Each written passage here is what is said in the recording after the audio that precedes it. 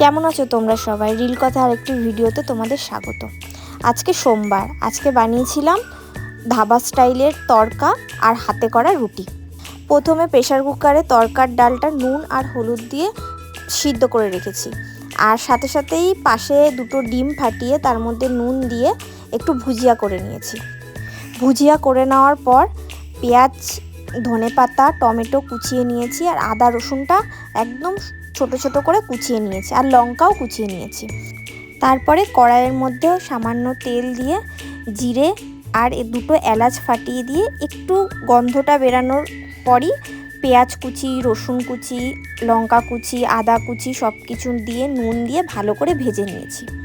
তার মধ্যে আবার একটু হলুদ গুঁড়ো, জিরের গুঁড়ো আর ধনের গুঁড়ো দিয়ে নিয়েছি। দিয়ে ভালো করে মশলাটা কষানোর পর টমেটোর কুচিও দিয়ে দিয়েছি। দেওয়ার পর যখন মশলা থেকে তেল ছেড়ে এসছে, তারপরে সেদ্ধ করা তড়কার ডাল দিয়ে ভালো করে ফুটিয়ে নিয়েছি। ফোটানো হওয়ার পর ওর মধ্যে দিয়ে দিয়েছি তড়কা মশলা, সামান্য ঘি, আর নামানোর আগে ধনেপাতা দিয়ে একটু টানিয়ে নামিয়ে নিয়েছি। ব্যাস হয়ে গেল আমাদের ঘরোয়া স্টাইলের তড়কা, সাথে গরম গরম রুটি।